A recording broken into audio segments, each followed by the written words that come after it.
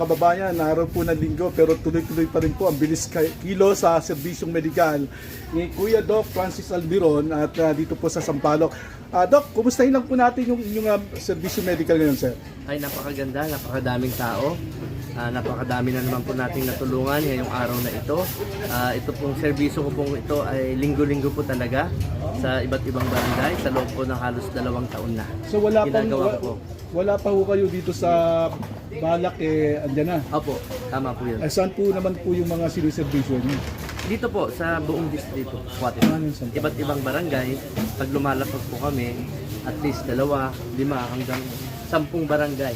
Depende ho kung magkakalapit po. Ano po yung mga serbisyong ibinibigay niyo po, Doc? Libreng gamot, libreng konsulta, free ECG, FPS, mga feeding program, haircut. Nagpapasalamin din po. Nagpapasalamin din. Nakita ko pati gupit, no? Tama. Kayo po ay nasama sa Yorme's Choice. Mukhang malaki po expectation sa grupo nyo.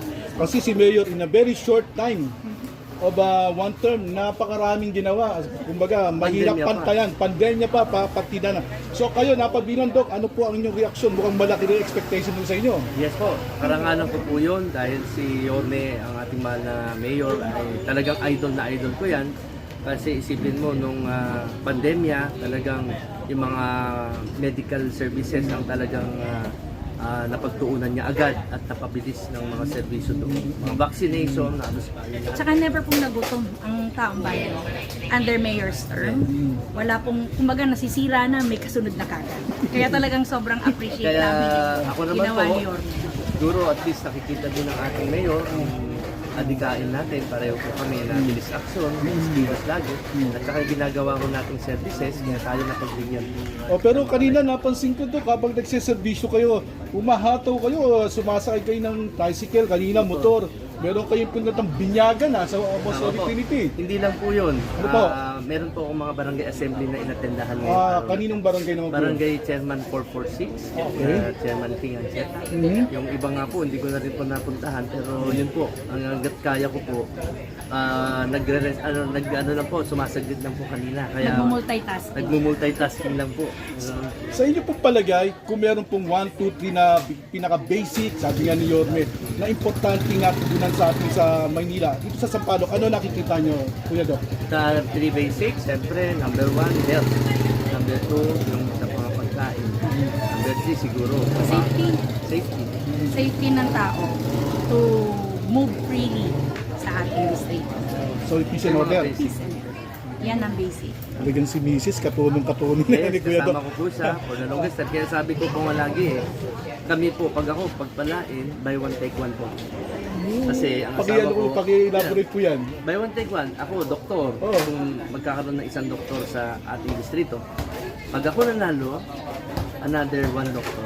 Siya yung ibig sabihin. Kaya buy one take one. Nakapackage sila. Bonus yung bala sa amin. Bonus sa ating Isa kasakali. katuwang ko po siya lagi. Yun yung pong mensahe sa ating mga batang Maynila po. Sana number 1, sana tulungan niyo po kami para yung mga services po na ating natamasa ng mga panahon na ating Yorme ay may babalik po natin agad lahat-lahat.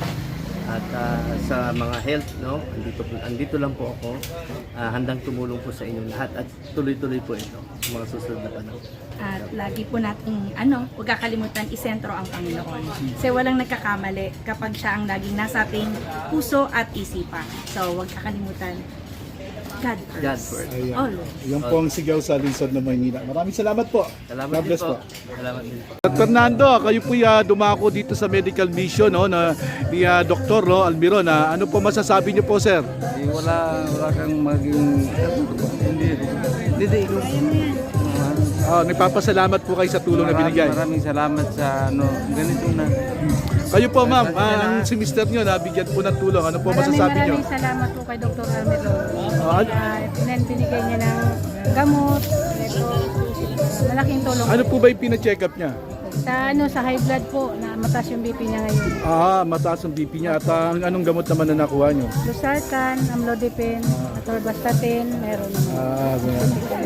Thank you po. God bless po. God bless po. Sige po, God bless po. Thank you. Salamat. Okay, ma'am.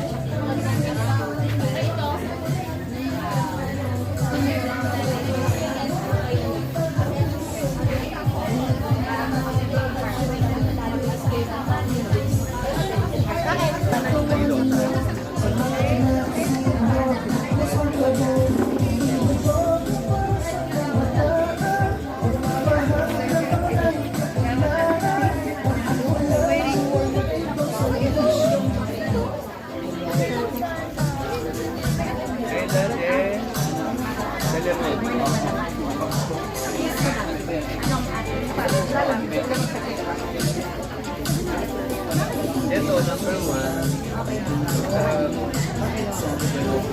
Wala tayong problema.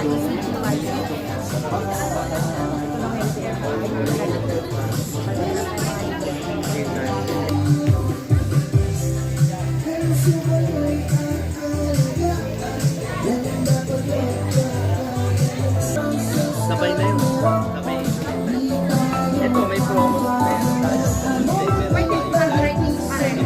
Ito pa rin po eh. Diba may patuloy tayo sa liit?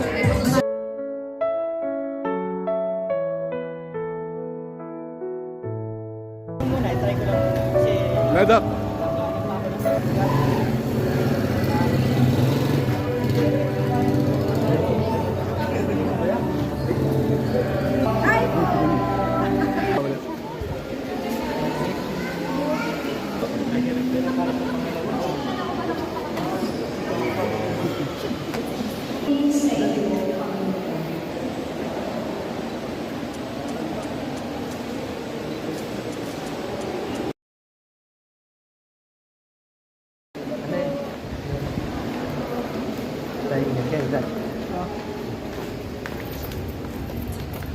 Ano, Doc, kaling sa Binyagan, takbo kagad sa serbisyo medikal, ano? Babalik po sa, Ah. sa medical mission. Yes Dito po. lang naman sa kabila. Yes po. Anong barangay po, Doc? 5-4. Chairman Bermudez, Oo. Halo. Okay, sige po, sir. Sige po. Ayan po ang Sige po. ating konsehal, Doc Calderon. Bilis kilo sa serbisyo. Ako lang sa kalimutan ko siya.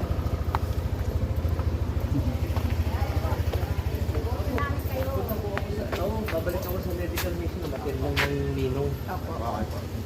Yes, kayo, balik ko yan. Opo.